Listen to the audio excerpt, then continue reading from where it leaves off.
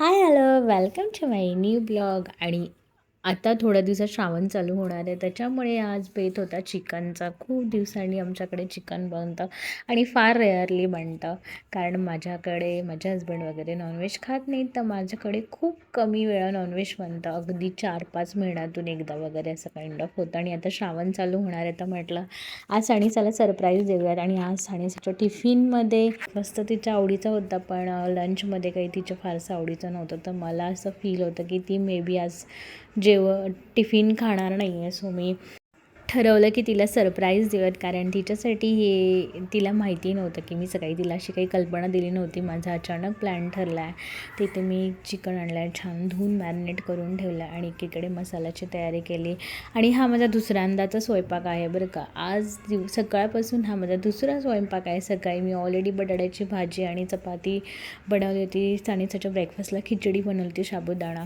आणि आता परत किचनमध्ये लागले मी चिकन बनवण्यासाठी. याच्यामध्ये मी सानिसाच्या स्कूलमध्ये पण जाऊन आले बरं का. आणि येता येता हा सगळा उद्योग करून आले, चिकन वगैरे घेऊन आले आणि ते छान मसाल्याची तयारी केली. चिकन बनवून घेतलं.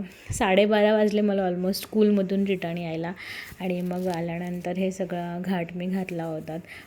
तिला चिकनसोबत भाकरीच आवडते, सो तिच्यासाठी भाकरी पण बनवून घेतली. आणि एक साईडला चिकन सुक्कं आणि पातळ असे दोन्ही प्रकारचे चिकन मी बनवून घेतले होते.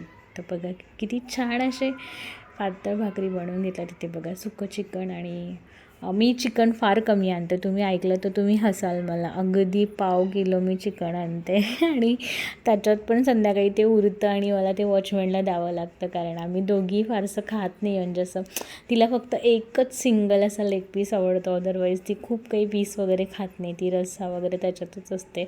पण तिची एक्साइटमेंट तुम्ही आल्यानंतर बघाल की ती अशी इतकी एक्साइट होते की जसं काही ती खूप खाते, पण ती फक्त एक लेग पीस खाते, जे मी तिच्यासाठी नेहमी आणते. आणि कोणताच चिकन मला तुम्हाला नुसतं लेग पीस देणार नाही, सो मला थोडेफार पीस त्याच्यासोबत घ्यावे लागतात. आणि ते शेवटी मला संध्याकाळी वॉचमॅनला द्यावे लागतात, कारण आमच्याकडे कोणी जास्त पीस वगैरे खात नाही. पण ग्रेव्हीचे आणि मसाल्याचे सगळे शौकीन आहे, त्याच्यामुळे हा सगळा घाट घालावा लागतो मला. तर इकडे मी ग्रेव्ही आणि सुक्कं चिकन बनवून घेतलं होतं. आणि ॲक्च्युली सिंगल मदर असणं म्हणजे खूप तारेवरची कसरत असते. 24 तास आपण एकट्यानेच मुलाला सांभाळायचं म्हणजे मला कसं असं मी फ्रस्ट्रेट वगैरे होत नाही, पण असतं ना एक म्हणजे कंटिन्यू काही चेंजच नाही त्या मुलालाही नाही आणि त्या आईलाही नाही. कंटिन्यू तेच रोज सकाळचं. पण मी करते हे आनंदाने, मला त्याच्यात काही हे वाटत नाही. करते मी आवडीने तिच्यासाठी वेगवेगळे पदार्थ, काही ना काही धडपडत असते, करत असते.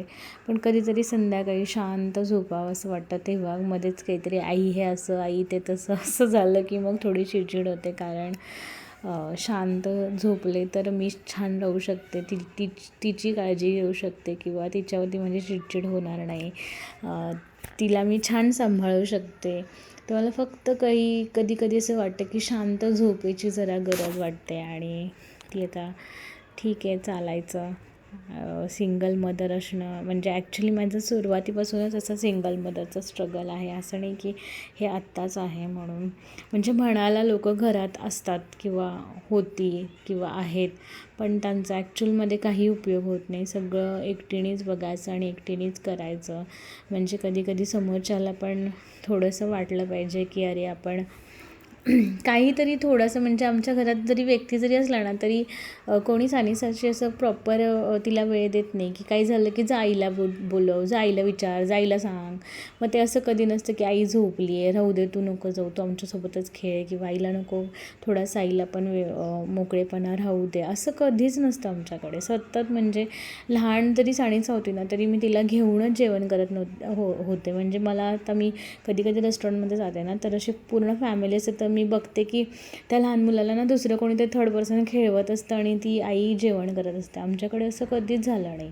आमच्याकडे सानिसा माझ्याकडेच होती, बाकीचे लोक मोकळेपणे जेवून घ्यायचे आणि मी मात्र सानिसाला बघत बघत जेवण करायचे. मला कधी असं आठवत नाही की माझ्याकडून कोणी सानिसाला घेतलं की आम्ही बघतो तिला, तू तोपर्यंत जेवण कर किंवा तू शांत जेवण कर, असं मला कधीच कोणाकडून सपोर्ट नाही मिळाला. आणि जेव्हा मी असं कुठल्या फॅमिलीचं बघते ना मला खरंच खूप छान वाटतं की त्यामुळे ती आई किती फ्रेश राहू शकते आणि ती किती छान म्हणजे सगळं सांभाळू शकते. तिची चिडचिड पण होणार नाही.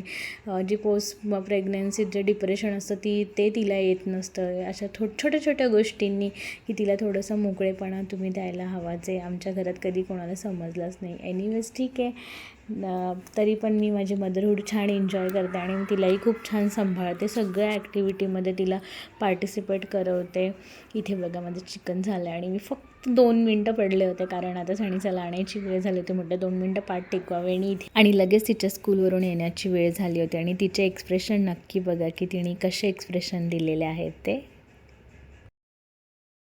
तू सांग काय बनवलं. हां, मग तू बोलली ना तुला भूक नाही, मग तू जेवणार आहे का आता.